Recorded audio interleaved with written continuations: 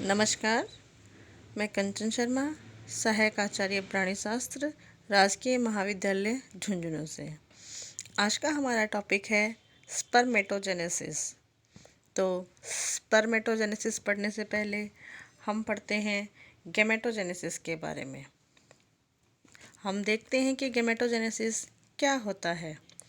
प्राथमिक जनन अंग या प्रीमोर्डल ऑर्गन की जर्मिनल एपिथेलियम में माइटोसिस और मियोसिस विभाजन के फलस्वरूप बने हैप्लॉइड गैमेट्स के निर्माण एवं मैचुरेशन की प्रक्रिया को गैमेटोजेनेसिस कहते हैं। इस क्रिया के फलस्वरूप मेल गैमेट स्पर्म तथा फीमेल गैमेट एग का निर्माण होता है। गैमेटोजेनेसिस की क्रिया को FSH या फॉलिकुलर स्टिमुलेटिंग हार्मोन प्रेरित करता है तथा इस क्रिया के लिए विटामिन ए और विटामिन ई आवश्यक होते हैं। गैमेटोजेनेसिस की क्रिया 3 भागों में डिवाइड होती है: मल्टीप्लिकेशन फेज, ग्रोथ फेज और maturation phase.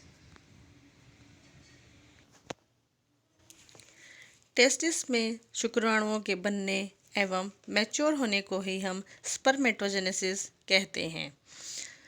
Spermatogenesis mail animal में टेस्टिस की जर्मिनल एपिथेलियम में शुक्राणुओं के बनने की क्रिया होती है। मैमल्स में वृषण में अनेक कुंडलित नलिकाएं पाई जाती हैं। इन्हें शुक्रजनक नलिकाएं या फिर सेमिनिफेरस टिब्यूल्स कहते हैं। इन्हीं नलिकाओं में शुक्राणुओं का निर्माण होता है और इन शुक्रजनक नलिकाओं का भीतरी स्तर जर्मिनल एपिथेलियम का बना होता है। ये सेल्स क्यूबॉइडल या घनाकार एपिथेलियम की बनी होती है। इस जर्मिनल एपिथेलियम में कुछ विशेष प्रकार की कोशिकाएं भी पाई जाती हैं, जिन्हें हम प्रीमोर्डल जर्म सेल या प्राथमिक जनक कोशिकाएं कहते हैं। इन्हीं कोशिकाओं के विभाजन से शुक्राणु बनते हैं। जर्मिनल एपिथेलियम के कुछ बड़े आकार की कोशिकाएं पाई जाती हैं, जिन्हें हम सर्टोली कोशिकाएं या सबटेंटिकुलर सेल्स कहते हैं। ये सेल्स परिवर्तनशील शुक्राणुओं को ग्लाइकोजन के रूप में पोषण प्रदान करती है। इसके लिए शुक्राणुओं के हेड पर इन कोशिकाओं के कोशिका द्रव्य में धंसे रहते हैं तथा अपना पोषण या न्यूट्रिशन लेते हैं।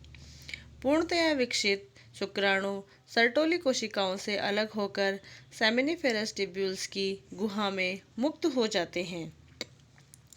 वृषण से शुक्राणुओं का बाहर निकलना सेमिनेशन कहलाता है और शुक्राणुओं का जंतु के शरीर से बाहर निकलना स्खलन या एजुकुलेशन कहलाता है। सर्टोली कोशिकाएं भी एंडोक्राइन प्रकार की होती है और ये 2 प्रकार के हार्मोन सिक्रीट करती है। फर्स्ट AMH या anti Mullerian hormone. Anti Mullerian hormone नर भ्रूण में मादा जंतु या फीमेल गोनोड्स के परिवर्धन को रोकता है। दूसरा इनहिबिन हार्मोन। यह हार्मोन वयस्क अवस्था में स्रावित होता है तथा फॉलिकुलर स्टिमुलेटिंग हार्मोन के स्रावण को रोकता है। सर्टोली कोशिकाओं द्वारा स्पर्मेटोजेनेसिस की विभिन्न अवस्थाओं को पोषण तथा संरक्षण प्रदान किया जाता है। वैसे तो स्पर्मेटोजेनेसिस एक कंटिन्यूस प्रोसेस है, लेकिन हम इसे फिर भी 2 भागों में डिवाइड कर अध्ययन करते हैं। फर्स्ट, पूर्व शुक्राणु का निर्माण या फिर फॉर्मेशन ऑफ स्पर्मेटिड। सेकंड, शुक्राणु कायांतरण, जिसे हम स्पर्मियोजेनेसिस या स्पर्मेटोलाइसिस कहते हैं। तो फर्स्ट हम लेते हैं फॉर्मेशन ऑफ स्पर्मेटिड। प्राणी के वयस्क होने पर यह क्रिया प्रारंभ होती है। सेमिनिफेरस टिब्यूल्स की जर्मिनल एपिथेलियम में इस क्रिया में भाग लेने वाली कोशिकाओं को प्राथमिक या प्रारंभिक जनक कोशिकाएं या प्रीमोर्डल जर्म सेल कहते हैं। प्रीमोर्डल जर्म सेल से स्पर्मेटिड के निर्माण की प्रक्रिया को ही हम स्पर्मेटोसाइटोसिस कहते हैं और इसे हम फिर से 3 भागों में डिवाइड करते हैं। फर्स्ट मल्टीप्लिकेशन फेज या गुणन प्रावस्था, दूसरी वृद्धि प्रावस्था या growth phase, third maturation phase या परिपक्वन प्रावस्था। मल्टीप्लिकेशन फेज या गुणन प्रावस्था। इस प्रावस्था में पीजीसी या प्री मॉडल जर्म सेल में कई समसूत्री विभाजन होते हैं। इससे निर्मित कोशिकाओं को स्पर्मेटोगोनिया कहते हैं और ये कोशिकाएं डिप्लॉयड होती हैं। मानव के स्पर्मेटोगोनिया में 46 तथा मेंढक के स्पर्मेटोगोनिया में 23 गुणसूत्र पाए जाते हैं। नेक्स्ट हम लेते हैं वृद्धि प्रावस्था। यह सबसे लंबी आकार की प्रावस्था होती है। इस दौरान स्पर्मेटोगोनिया के आकार में 2 से 3 गुना वृद्धि होती है। आकार में यह वृद्धि भोज्य पदार्थों के या फूड सब्सटेंस के संग्रहण के कारण होती है। केंद्रक में भी आकार में वृद्धि दर्शाता है। इस वृद्धि द्वारा निर्मित बड़े आकार की डिप्लॉयड कोशिका को अब हम प्राथमिक स्पर्मेटोसाइट कहते हैं। इस प्रावस्था में किसी प्रकार का कोशिका विभाजन नहीं होता है। गुणन प्रावस्था में निर्मित कुछ स्पर्मेटोगोनिया को आरक्षित रख दिया जाता है, जिसे हम रिजर्व स्टॉक कहते हैं। अब हम लेते हैं मैचुरेशन फेज या परिपक्वन प्रावस्था। प्राथमिक स्पर्मेटोसाइट में अर्धसूत्री विभाजन या मियोसिस फर्स्ट व मियोसिस सेकेंड होता है, जिससे प्रथम व द्वितीयक परिपक्वन विभाजन कहते हैं। फर्स्ट मैचुरेशन डिवीजन द्वारा 2 हैप्लॉइड कोशिकाएं बनती है, जिससे सेकेंडरी स्पर्मेटोसाइट कहते हैं। oogenesis के दौरान होने वाले प्रथम परिपक्वन विभाजन में कैरियोकाइनेसिस या केंद्रक विभाजन, परंतु कोशिका त्रिविभाजन असमान प्रकार का होता है, जिसके फलस्वरूप 2 असमान प्रकार की कोशिकाएं बनती हैं।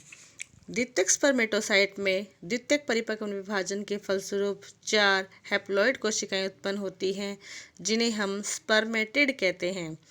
परिपक्वन विभाजन के दौरान होने वाले अर्धसूत्री विभाजन पीढ़ी दर पीढ़ी गुणसूत्रों की संख्या को स्थायी रखने के लिए आवश्यक होते हैं। स्पर्मेटिड नॉन मोटाइल हैप्लॉइड गोलाकार कोशिकाएं होती हैं, अतः अंडाणु निषेचन हेतु असक्षम होती हैं। एक प्रारूपिक कोशिका में पाए जाने वाले सभी कोशिकांग इसमें पाए जाते हैं। स्पर्मेटिड के मोटाइल शुक्राणु में परिवर्तन को ही हम शुक्र कायांतरण या स्पर्मेयोजेनेसिस अथवा स्पर्मेटोलाइसिस कहते हैं। शुक्र कायांतरण या स्पर्मेटोलाइसिस के समय निम्न चेंजेस होते हैं। फर्स्ट होता है चेंजेस इन न्यूक्लियस या केंद्रक में परिवर्तन। शुक्राणु के शीर्ष की संरचना केंद्रक पर निर्भर करती है। स्पर्मेटिड के केंद्रक से जल की हानि होती है। जल के साथ साथ आरएनए व अन्य रासायनिक पदार्थ भी बाहर निकलते हैं, जिससे क्रोमोसोम कंप्रेस्ड हो जाते हैं। केंद्रक में केवल डीएनए ही शेष बचता है। यह शुक्राणु की गतिशीलता के लिए आवश्यक होता है। केंद्रक में इलोंगिनेशन से यह आकार में लंबा हो जाता है।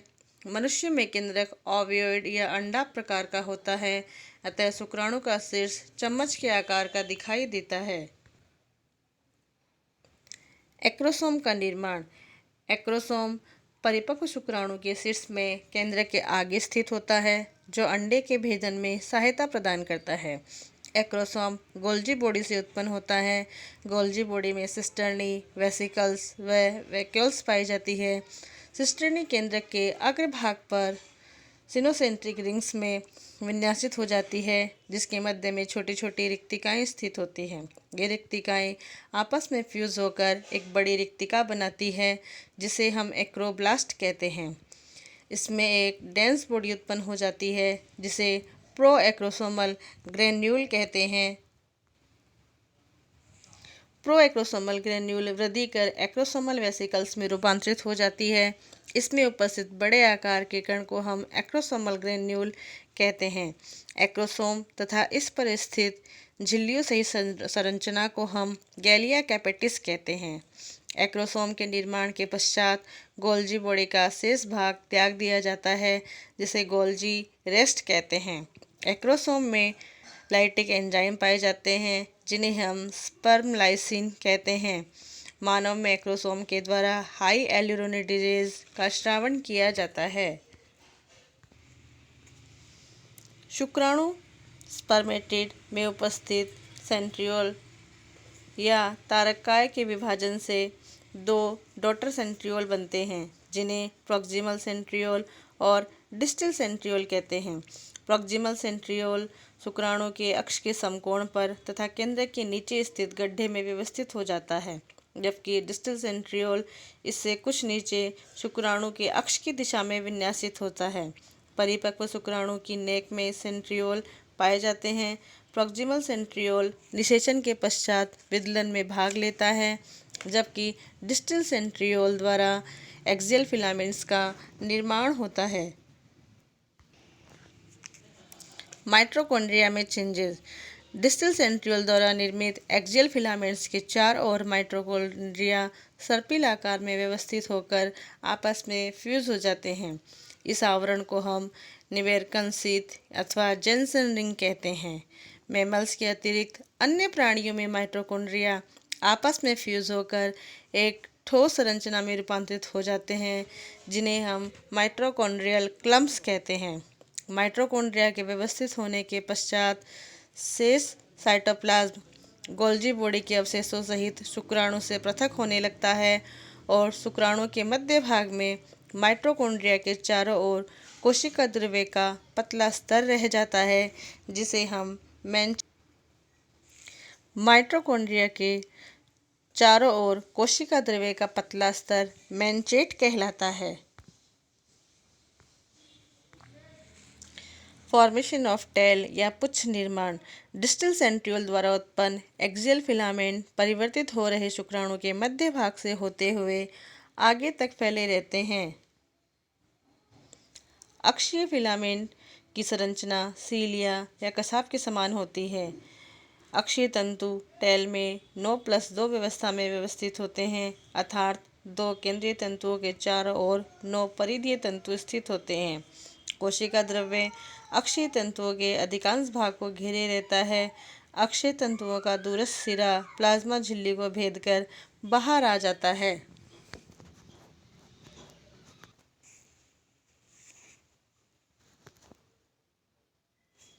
ग्लाइकोलाइसिस के प्रभाव से शुक्राणु आपस में चिपकते नहीं हैं। शुक्राणुओं के आपस में चिपके होने को ही हम एग्लूटिनेशन कहते हैं। नवपरिवर्धित शुक्राणुओं में सक्रिय निषेचन की क्षमता कार्य की विभेदन द्वारा उत्पन्न होती है। मैमल्स में वृषण के एपिडिडाइमस भाग द्वारा शुक्राणु कार्य के रूप में विभेदित होते हैं। मानव में शुक्राणु में लगभग 74 दिन का समय लगता है। इनका जीवन काल 24 घंटे का होता है। कंट्रोल ऑफ स्पर्मेटोजेनेसिस या स्पर्मेटोजेनेसिस का नियंत्रण। स्पर्मेटोजेनेसिस पर इन्वायरमेंटल फैक्टर्स तथा हार्मोन का प्रभाव होता है। वातावरणीय कारक जैसे तापमान, प्रकाश और पिट्यूटरी ग्लैंड के एडिनोहाइपोफाइसिस द्वारा स्रावित एफएसएच व आईसीएसएच हार्मोन स्पर्मेटोजेनेसिस को प्रभावित करते हैं। आईसीएचएस हार्मोन इंटरस्टिशियल सेल को प्रभावित कर टेस्टोस्टेरोन हार्मोन को कंट्रोल करता है और स्पर्मेटोजेनेसिस हेतु विटामिन ए व विटामिन ई आवश्यक होते हैं। धन्यवाद।